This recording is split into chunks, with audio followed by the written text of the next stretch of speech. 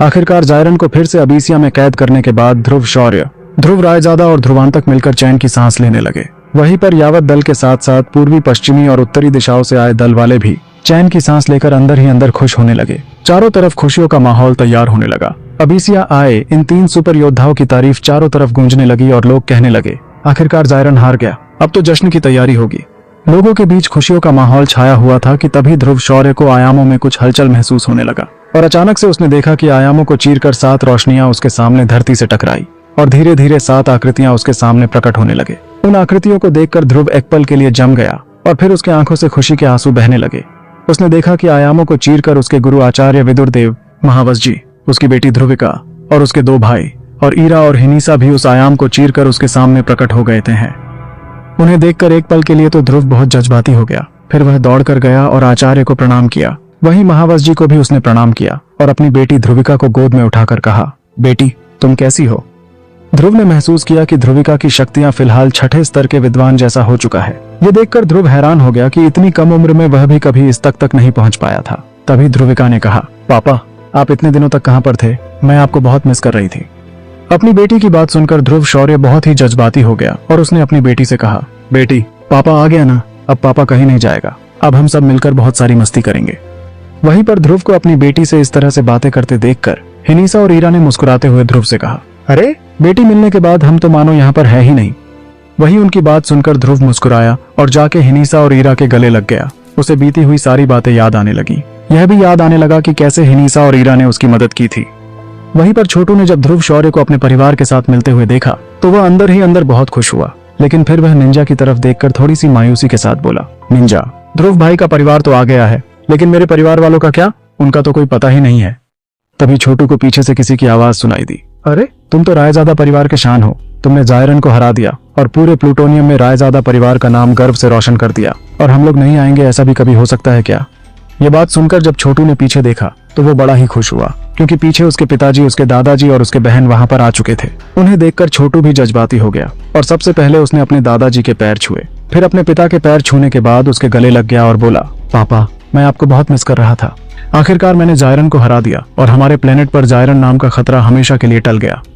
वहीं महावस जी और आचार्य विदुरदेव ध्रुव शौर्य के पास आए और उससे कहने लगे, ध्रुव खतरा अभी पूरी तरह से टला नहीं है। जायरन हारा जरूर है, लेकिन अभी भी बहुत सारे अंधेरे के गुलाम छुपे हुए हैं और वे इस कोशिश में लगे रहेंगे कि दोबारा से कैसे जायरन को आजाद कर पाए। हम इस बात पर कोई भी लापरवाही नहीं दिखा सकते हैं और हमें तैयार रहना होगा। अपनी वर्तमान शक्तियों के साथ तुम तीनों मिलकर भले ही जायरन को कैद करने में सक्षम हो, लेकिन तुम्हें उसे खत्म करने का कोई तरीका ढूंढना होगा ताकि हमेशा हमेशा के लिए जायरन नाम का खतरा इस ब्रह्मांड से मिट जाए। वही ध्रुव शौर्य ने आचार्य से कहा, आचार्य आखिर हम कैसे जायरन को पूरी तरह से खत्म कर पाएंगे? ध्रुव की बात सुनकर विदुरदेव ने ध्रुव से कहा, मुझे कुछ प्राचीन पुस्तकों से यह जानकारी मिली है कि जायरन को मारने के लिए शक्तिदेव स्तर काफी नहीं है। ध्रुव शक्तिदेव का भी 3 स्तर होता है। पहला स्तर जो कि तुम हो वह शुरुआती शक्तिदेव स्तर है, उसके बाद आता है पूर्वज शक्तिदेव और अंत में महाशक्तिदेव स्तर। हालांकि मार्कस में शक्तिदेव से ऊपरी किसी भी योद्धा का आज तक कोई जिक्र नहीं हुआ है, लेकिन इन पुस्तकों में मुझे कुछ सुराग मिला है जिसके जरिए एक शक्तिदेव अपने स्तर को और भी आगे ले जा सकता है। वही तारिश देव ने भी यह कोशिश किया था कि वह शक्तिदेव का ऊपरी स्तर तक पहुंच पाए, हालांकि वह असफल रहा। मार्कस में शक्तिदेव बनने के बाद शक्तिदेव योद्धा इसलिए मार्कस छोड़ के चले गए क्योंकि उन्हें तलाश थी शक्तिदेव के अगले स्तर यानी पूर्वज शक्तिदेव और महाशक्तिदेव बनने की विधि। वही दूर प्लेनेट ओसाइरिस में एक योद्धा अपने सिंहासन पर बैठा था और अचानक उसके गले का लॉकेट टूट गया। टूटने के बाद उस लॉकेट से एक काली रोशनी निकली और वह रोशनी कहने लगी, ओसाइरन मेरे बेटे, मुझे फिर से कैद कर लिया गया। हालांकि मैंने हमेशा मेरी जंग से तुम्हें दूर रखा है, लेकिन इस बार मैं फिर से हार गया और अब तुम ही मेरी आखिरी उम्मीद हो। तुम्हें वापस से मुझे आजाद करना पड़ेगा, साथ ही साथ प्रलय राज को भी तुम्हें जिंदा करना पड़ेगा। वही अपने पिता की बात सुनकर ओसाइरन अपने सिंहासन से ऊपर उठकर उनसे कहने लगा, पिताजी आप फिक्र मत कीजिए, मैं आपको आजाद करवा दूंगा। अपने बेटे की बात सुन जायरन ने उससे कहा, बेटा ये काम उतना आसान नहीं है। अगर मैं इन तीनों को हरा नहीं सकता तो तुम कैसे हरा पाओगे? तुम्हें सबसे पहले उनको हराने के लिए उनसे भी काफी ज्यादा ताकतवर होना पड़ेगा। मैंने ओसाइरिस की फोलन माउंटेन पर अपनी खास तकनीक जो कि है ब्लैक होल डेवोरिंग टेक्निक, जिसकी मदद से तुम किसी भी प्लेनेट को सोख सकते हो और उसमें प्लेनेट की सारी ऊर्जा तुम्हारे अंदर समाहित हो जाएगी। जितना जितना तुम प्लेनेट को सोखते जाओगे उतना ही तुम्हारी ताकत मेरी तरह बढ़ने लगेगी। तो सबसे पहले तुम जाकर उस तकनीक को हासिल करो और उस पर महारत हासिल करो। लेकिन काम यहीं पर खत्म नहीं होगा मेरे बेटे, तुम्हें उस तकनीक के साथ साथ कुछ ऐसा करना होगा जिससे त्रिदेव भी तुम्हें रोक नहीं सके। मैंने सुना है प्लेनेट लावेरिया में एक खास तकनीक है जिसकी मदद से तुम अपने शरीर को अमर बना सकते हो, यानी तुम्हारे ऊपर कोई भी हमला हुआ तो तुम्हारा शरीर उस हमले को झेल सकेगा। हालांकि ये तकनीक फिलहाल सिर्फ ध्रुवांतक के पास है, लेकिन अगर तुम इस तकनीक को हासिल कर पाए तो तुम्हारा शरीर भी ध्रुवांतक जैसा अमर बन जाएगा। अपनी मौजूदा शक्तियों के हिसाब से तुम प्लेनेट मार्कस के किसी भी शक्ति देव से कम नहीं हो, लेकिन शक्ति देव बनना कुछ नहीं है, तुम्हें उससे भी और ताकतवर बनना पड़ेगा, ताकि तीनों प्लेनेट के सुपर योद्धा मिलकर भी तुम्हारा कुछ नहीं बिगाड़ पाए। और एक बार अगर तुम मुझे आजाद कर पाए तो हम मिलकर इस बार उन पर कहर बरसाएंगे, सब कुछ तबाह कर देंगे, उन्हें झुकने पर मजबूर कर देंगे। चारों तरफ सिर्फ और सिर्फ तबाही होगी और अंधेरे के फौज एक बार फिर से अपना कहर बरसाएंगे। वही प्लेनेट अबिसिया में आचार्य विदुर देव ध्रुव शौरी से कहने लगे, शक्ति देव का अगला स्तर जो कि पूर्वज शक्ति देव है, उस स्तर तक पहुंचने के लिए एक तो बहुत सारी मूल शक्ति की आवश्यकता होती है। हालांकि अभी मार्कस में मूल शक्ति मिल पाना लगभग नामुमकिन है, लेकिन इस स्तर तक पहुंचने के लिए दूसरे भी कुछ तरीके हैं। अगर तुम मार्कस में 5 और शुरुआती शक्ति देव तैयार कर पाए तो उनकी सम्मिलित शक्तियों से तुम पंच शक्ति का आह्वान करके अपने अंदर उस शक्ति को समाहित करके पूर्वज शक्ति देव तक पहुंच सकते हो। हालांकि इससे तुम्हारा शरीर तबाह हो सकता है, यहाँ तक कि तुम्हारी आत्मा भी नष्ट हो सकती है, लेकिन अगर तुम स्तर को पार कर लेते हो तो तुम आसानी से पूर्वज शक्ति देव बन पाओगे। और एक बार अगर तुम पूर्वज शक्ति देव बन गए तो तुम्हारी शक्तियां पहले से लगभग 1000 गुना और बढ़ जाएंगी। और अगर तुम महाशक्ति देव बन पाए तब तुम जायरन को पूरी तरह से मिटा सकते हो, क्योंकि एक महाशक्ति देव पूरे ब्रह्मांड को तबाह कर सकता है। लेकिन तुम्हें सबसे पहले 5 होनहार शक्ति देव तैयार करना पड़ेगा। मैंने और महावस जी ने मिलकर 4 देव गोली हासिल कर ली है। इनकी मदद से तुम 4-9 स्तर के विद्वान को शक्ति देव बना सकते हो। अगर सब कुछ ठीक ठाक रहा तो यह शुरुआती शक्ति देव बनने में काफी कारगर साबित होगी। एक बार तुम 5 शक्ति देव तैयार कर पाए तो उनकी शक्तियों की सम्मिलित ताकत से तुम पूर्वज शक्ति देव बन जाना और अपनी शक्ति देव की सेना के साथ तुम जायरन को हमेशा हमेशा के लिए खत्म कर देना। आचार्य विदुर की बात सुनकर ध्रुव ने अपना सर हिलाया और अंदर ही अंदर वो ये बात महसूस करने लगा कि अगर वो इसमें सफल होता है तो जायरन का खतरा हमेशा हमेशा के लिए टल जाएगा। लेकिन कौन होंगे वे 5 शक्ति देव जिन्हें ध्रुव खुद तैयार करेगा? जानने के लिए सुनते रहिए सुपर योद्धा सीजन 3 सिर्फ पॉकेट फायर पर।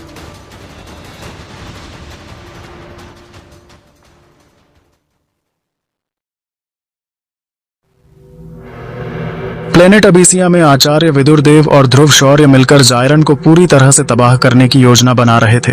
वहीं दूर पर्वत शिखर पर एक तिलस्मी जानवर जिसका शरीर आधा इंसान जैसा था और आधा गरुड़ जैसा, वह काला पोशाक पहने हुए उनकी बात बहुत दूर से सुन रहा था। इससे पहले कि किसी को उसके बारे में कोई भनक लगे, वो आयामों को चीरते हुए अचानक गायब हो गया। वही दूर प्लेनेट ओसाइरिस में ओसायरन फोलन माउंटेन जाने की तैयारी करने लगा। अचानक से उसे आयामों में कुछ हलचल महसूस हुआ और उसने देखा एक रोशनी उसके सामने प्रकट हो गया। उस रोशनी को देखकर ओसायरन ने कहा, बोलो गरुड़ा, तुम क्या खबर लाए हो?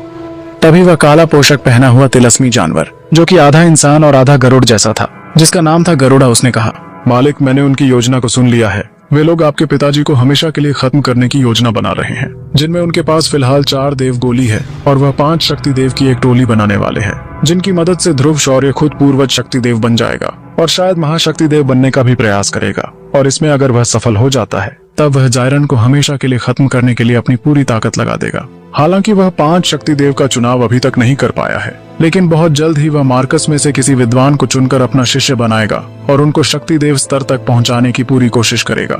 ऊपर से उनके आचार्य विदुर देव भी कम शातिर नहीं है, उनके पास भी कई सारे नुस्खे हैं जिनकी मदद से वह जल्द से जल्द शक्ति देव की टोली तैयार कर पाएंगे। और अगर एक बार उसने शक्ति देव की इस टोली का निर्माण कर लिया फिर ध्रुव तो पूर्वज शक्ति देव बन ही जाएगा। और अगर एक बार वह पूर्वज शक्ति देव बन जाता है फिर वह महाशक्ति देव स्तर तक पहुंचने की भी पूरी कोशिश करेगा।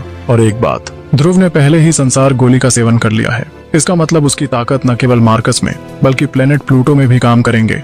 और प्लेनेट प्लूटोनिक और प्लेनेट मार्कस की कुछ तकनीकों को मिलाकर वह अपना कुछ शक्तिशाली अलग तकनीक का निर्माण कर पाया तो उसे रोकना भी अंधेरे के गुलामों के लिए बहुत मुश्किल हो जाएगा। और वहीं पे प्लेनेट प्लूटो के ध्रुव रायजादा के पास भी ऑन्टो पूर्वज निशान, तिलिस्मी पत्थर और प्राचीन पत्थर है, जिनकी मदद से वह भी अपने आप को और शक्तिशाली बनाता जाएगा। और अगर तीनों प्लेनेट के देव और शक्ति देव की टोली एक साथ मिलकर फिर से हम पर हमला करेंगे तो इस बार शायद हम उनका मुकाबला नहीं कर पाए। खामोश, तुम्हें उनकी तारीफ करने के लिए यहाँ नहीं बुलाया है। तुम्हें जो काम दिया गया था तुमने वह कर दिया है। अब जाओ और जनरल डाका को बुलाओ। वही ओसायरन के गुस्से को देखकर गरुड़ा तुरंत वहां से चला गया और वह जाके जनरल डाका को बुलाने लगा। कुछ ही देर में जनरल डाका अपने कुछ सिपाहियों के साथ ओसायरन के पास आए और उनसे कहा, मालिक, क्या हुक्म है? जनरल डाका को देखकर ओसायरन ने कहा, फॉलन माउंटेन जाने की तुरंत तैयारी करो। तभी जनरल डाका ने कहा, वह तो ठीक है मालिक, लेकिन आपको तो पता ही होगा कि फॉलन माउंटेन कितना खतरनाक जगह है। आज तक कोई उस माउंटेन के 100 किलोमीटर के रेंज तक नहीं जा पाया है। और बात अगर फॉलन माउंटेन के अंदर गुफाओं में जाने की हो तो शायद ही कोई है जो आज तक उन गुफाओं में पहुंच पाया है। तभी ओसायरन ने गुस्से के साथ कहा, तुम्हें जितना कहा गया है तुम उतना ही करो, मैं खुद फॉलन माउंटेन में जाऊंगा।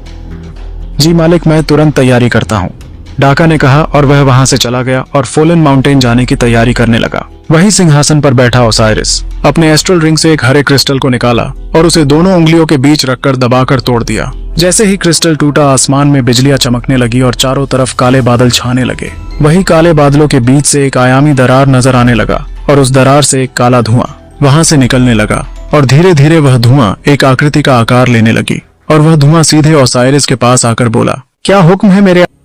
तभी ओसाइरिस ने कहा, ड्यूक, मेरे सबसे वफादार योद्धा, वक्त आ गया है कि मैं अपने पिता के लक्ष्य कदम पर आगे चलूं। उन्होंने मुझे फॉलन माउंटेन में छिपा हुआ उनकी खास ब्लैक होल डिवोरिंग तकनीक के बारे में बताया है। इस तकनीक को मुझे हासिल करना होगा और एक बार यह तकनीक मुझे मिल गई तो मैं किसी भी प्लेनेट को सोख कर उसकी शक्तियां अपने अंदर समाहित कर सकता हूँ। जैसे जैसे मैं इन प्लेनेट को सोखता रहूंगा, मेरी शक्तियां कई गुना बढ़ती रहेगी और जैसे जैसे मैं और भी शक्तिशाली बनता जाऊंगा, मेरी सेना भी शक्तिशाली बनेगी और फिर हम मिलकर पिताजी को आजाद कर देंगे। साथ ही साथ प्रलय राज को भी जिंदा करना पड़ेगा ताकि हम अपनी पूरी सेना के साथ दोबारा जंग शुरू कर सके और इस बार जंग में हम लोग ही जीतेंगे। चाहे त्रिदेव कितनी भी कोशिश कर ले, लेकिन इस बार जीत हमारी ही होगी। वही ड्यूक ने कहा, ऐसा ही होगा मेरे सम्राट, लेकिन फॉलन माउंटेन के 100 किलोमीटर के रेंज तक एक दिव्य शील्ड चढ़ा हुआ है और यह कोई आम ढाल नहीं है। जो कोई भी इसके आर पार होने की कोशिश करता है वह तुरंत भस्म हो जाता है। कहा जाता है कि आपके पिता ने इस शील्ड का निर्माण एक पूरी गैलेक्सी की ताकत लगाकर की थी, जिसमें कई सारे ब्लैक होल्स की ताकत भी शामिल है। जो कोई भी इस ढाल को तोड़ने की कोशिश करता है, उसकी हर कोशिश लगभग नाकाम हो जाती है। कई सारे योद्धा काफी टाइम से यह कोशिश करने में लगे हैं कि कैसे वह इस पर्वत के अंदर उस गुफा तक पहुंच पाए, लेकिन आज तक कोई जिंदा वापस नहीं आया है। क्या आपके पास कोई योजना है कि हम कैसे उस गुफा तक पहुंच पाए? तभी ओसाइरिस ने कहा, फिक्र मत करो ड्यूक, उस गुफा तक मेरे और पिताजी के अलावा कोई नहीं पहुंच सकता। तुम्हें पता है क्यों? ओसायरन की बात सुन ड्यूक ने पूछा। क्यों मेरे मालिक? ओसाइरिस ने जवाब दिया, क्योंकि जो शील्ड उस पर चढ़ा हुआ है उसको भेदने के लिए या तो पिताजी का मूल खून या फिर उसका खून जिसके रगों में जायरन का खून दौड़ रहा है, यानी कि उनका वंशज यानी मैं, हम दोनों में से किसी का भी खून अगर उस शील्ड पर पड़ा तो वह शील्ड तुरंत गायब हो जाएगी और मैं उस गुफा पर जाकर वह तकनीक हासिल करके ल जाऊंगा। फिर उस तकनीक पर महारत भी हासिल करना होगा। जैसे जैसे इस तकनीक पर मैं महारत हासिल करने लगूंगा, मेरी शक्तियां पिताजी जितनी ही हो जाएंगी। जैसे ही मेरी शक्तियां एक हद तक बढ़ जाए, फिर मैं जाकर दोबारा से पिताजी को आजाद कर दूंगा और इस बार मैं अंधेरे के गुलामों के साथ साथ पूरी सेना लेकर जाऊंगा ताकि हमें कोई नहीं रोक सके। ऐसा ही होगा मेरे मालिक। ड्यूक ने सिर हिलाया। तभी वहां जनरल डाका आया और वह कहने लगा, मेरे मालिक, मैंने आपकी जाने की सारी तैयारी कर ली है, तो हम सब कब निकलेंगे? ओसाइरिस ने कहा, जाओ और बुजुर्गों को बुलाओ, हम सब अभी निकलेंगे। जनरल डाका ने सिर हिलाते हुए कहा, जी मालिक, मैं तुरंत उनको बुला के लाता हूँ। और वह तुरंत वहां से बुजुर्गों को बुलाने के लिए निकल पड़ा।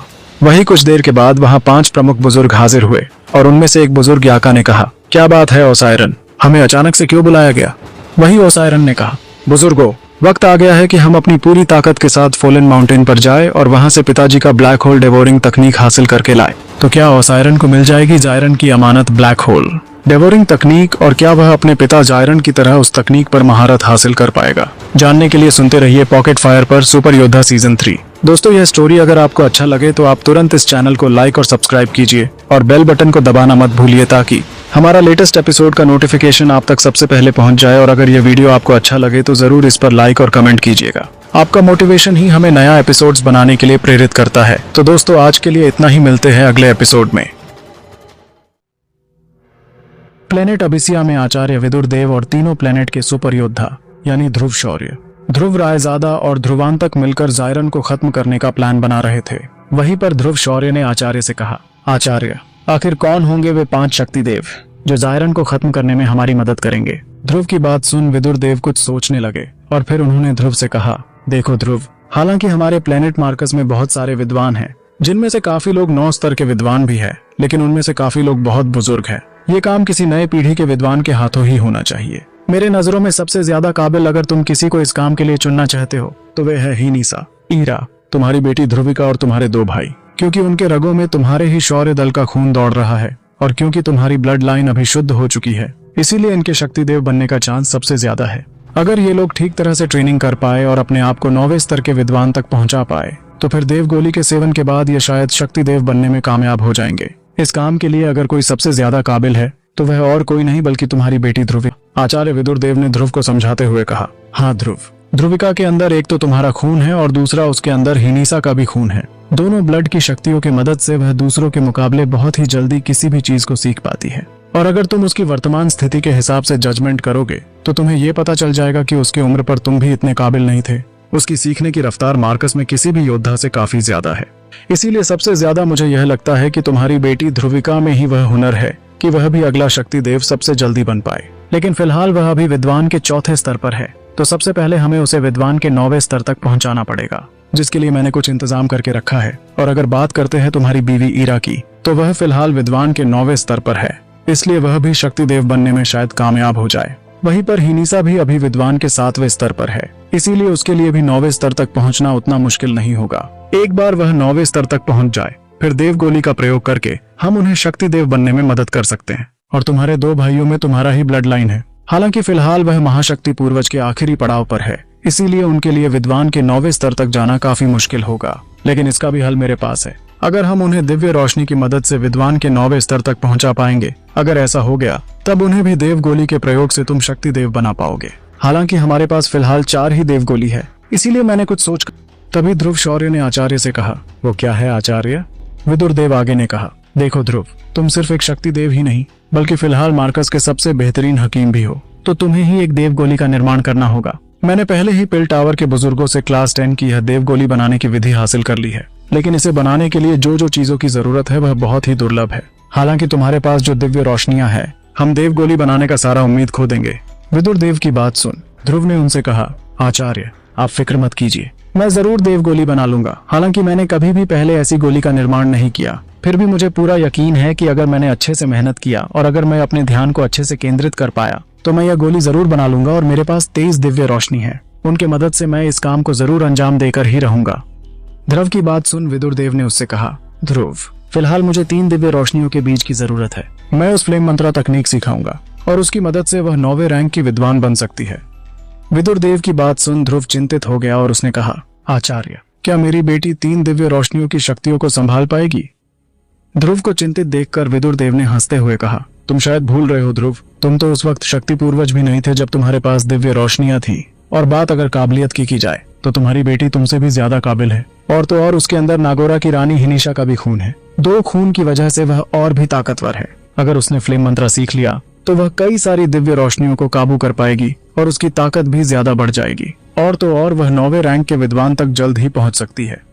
आचार्य विदुर देव की बात सुनकर ध्रुव और भी खुश हो गया। उसने तुरंत 3 दिव्य रोशनियों के बीज निकाले, जो कि थे शौर्य कमल दिव्य रोशनी का बीज, विध्वंसक दिव्य रोशनी का बीज और अपने आचार्य से मिले श्वेत कमल दिव्य रोशनी का बीज। उसको उसने अपने आचार्य को पकड़ा दिया और आचार्य से कहा, आचार्य मेरी बेटी का ख्याल रखिएगा और उसे मुझसे भी काबिल, मुझसे भी ताकतवर एक योद्धा बनाकर दिखाइएगा।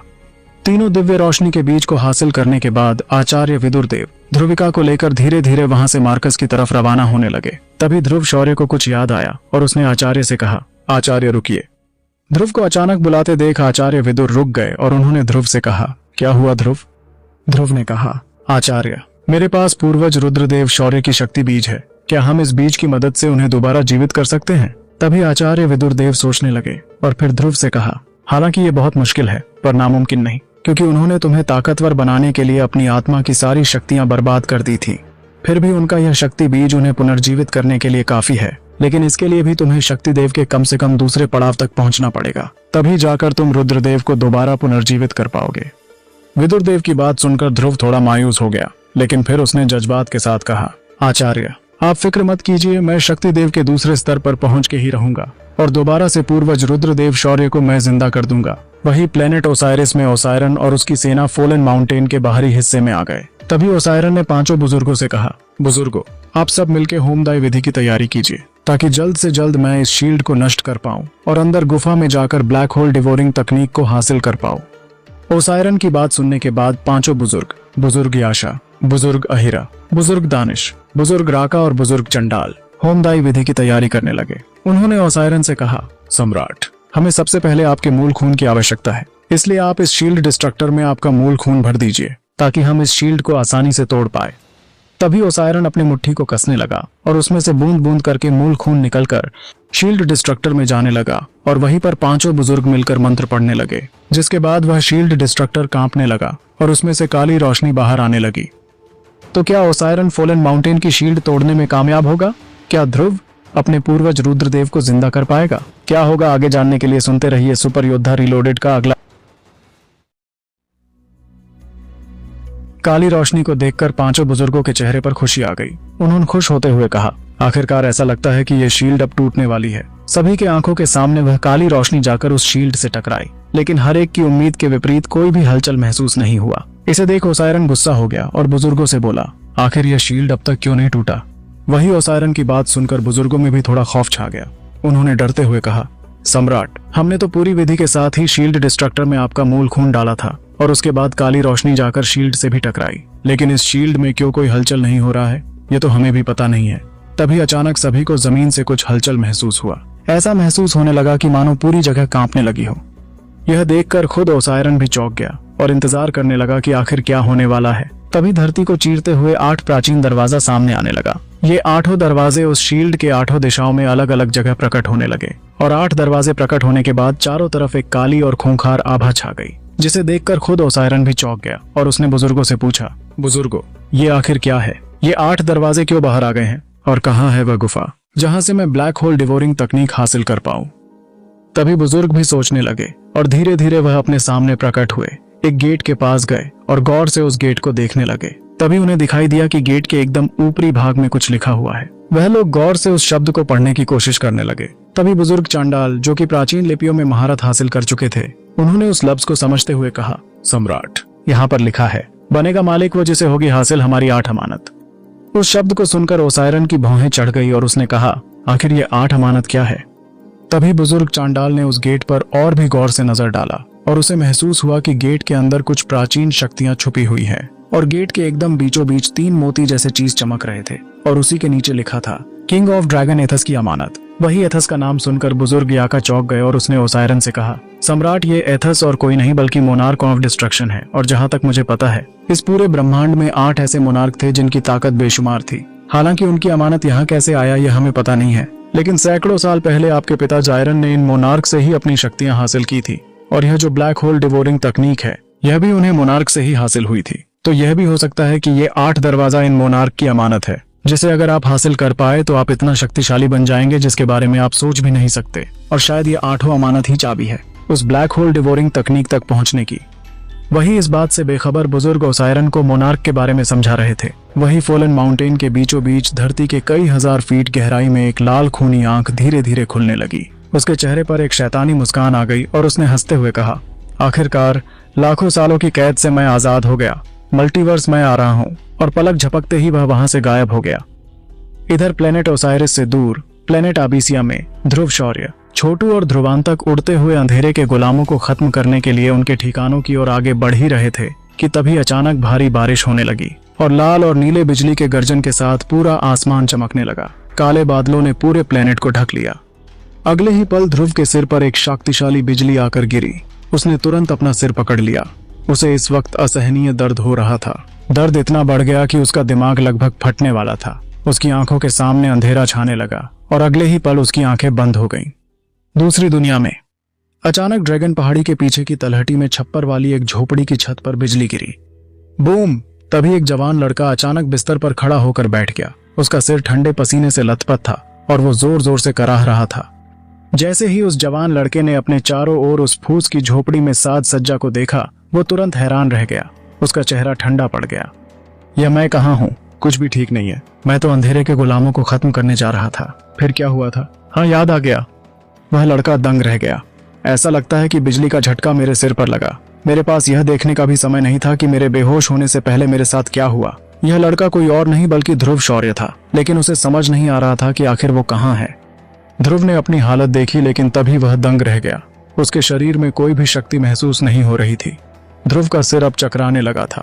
ऐसा लग रहा था जैसे वो फिर से बेहोश हो जाएगा। खुद को संभालते हुए उसने एक बार फिर से अपने शरीर की अच्छे से जांच की, लेकिन कुछ फर्क नहीं पड़ा। वो कितना भी देख ले, उसकी शक्तियां और शक्तिदेव का रैंक उसे कुछ भी महसूस नहीं हो रहा था। छोटू, ध्रुवांतक, तुम कहाँ हो? क्या तुम मुझे सुन पा रहे हो? ध्रुव ने अपने दोस्तों को आवाज दी, लेकिन वो कितना भी उन्हें पुकार ले, उसका कोई जवाब नहीं मिल रहा था। पल भर में उसके दिमाग में हजारों तरह के विचार उमड़े और बिगड़ने लगे। वो अब कुछ सोचने समझने की हालत में नहीं था। ध्रुव के साथ जीवन पता नहीं कौन से और क्या क्या खेल रच रहा था। पहले तो वह टैलेंटेड था और कम उम्र में ही एकलव्य रैंक पर पहुंच गया था, लेकिन एक दिन उसकी सारी शक्ति खत्म हो गई। फिर 3 साल तक ध्रुव ने मेहनत, लेकिन फिर भी वह असफल रहा और उसकी मंगेतर लारा ने उसे धोखा दिया और उसे जलील किया। यहाँ तक कि उसने तो लगभग उसे मार ही दिया था। लेकिन फिर एक चमत्कार हुआ और उसे फिर से एक नया जीवन दान मिला। उसकी मुलाकात आचार्य विदुर देव से हुई, जिनके मदद से वह आसानी से अपनी मंगेतर से बदला ले सकता था। ध्रुव अभी भी झोपड़ी के अंदर उसी लकड़ी से बने बिस्तर पर बैठा था। उसे रह रहकर अपने दोस्तों, परिवारों और आचार्य विदुर देव की याद सता रही थी। पता नहीं वो सब कैसे होंगे, ध्रुव ने उदास होते हुए सोचा। ध्रुव उन सभी लोगों के बारे में सोचते हुए जो उसके प्यारे थे भावुक हो गया था। वो अभी उन सभी लोगों के बारे में सोच ही रहा था कि तभी उसका सिर भयानक दर्द से फटने लगा। अचानक उसके सिर में कुछ चमकने लगा। यह एक चौकोर डब्बे जैसे था जिसका काला पारदर्शी रंग था। ये क्या बला है? कहीं मेरे दिमाग के अंदर अंधेरे के गुलामों की आत्मा तो नहीं घुस गई? वो यह देख दंग था, लेकिन थोड़ा डरा भी हुआ था क्योंकि उसे नहीं पता था यह चीज आखिर क्या है। तभी उसे अपने दिमाग में एक आवाज सुनाई दी। वो चौकोर डिब्बे जैसी चीज खुली और उसके सामने एक चमकती हुई चीज दिखाई देने लगी। ध्रुव हैरान रह गया। मार्कस सिस्टम को चालू करने के लिए होस्ट ध्रुव को बधाई। क्या आप अपनी विशेषताओं की जांच करना चाहते हैं? एक जानी पहचानी बूढ़ी लेकिन थोड़ी कड़कड़ी आवाज सुनाई दी। ध्रुव एक पल के लिए कोई प्रतिक्रिया देने में असमर्थ था। उसने फटी हुई आंखों से एक बार फिर उस चीज को देखा जो उसके दिमाग में कहे गए इन शब्दों के साथ चमक रही थी। उसको ज्यादा हैरानी उन अजीब शब्दों से नहीं थी जो उसके दिमाग में किसी चौकोर डब्बे जैसी चीज पर चमक रहे थे। उसको हैरानी तो उस आदमी की आवाज सुनकर हुई थी। आखिर किसकी थी वो आवाज और ध्रुव कहां पर पहुंच गया था? ध्रुव के ऊपर वो बिजली कैसे गिरी थी? जानने के लिए सुनिए।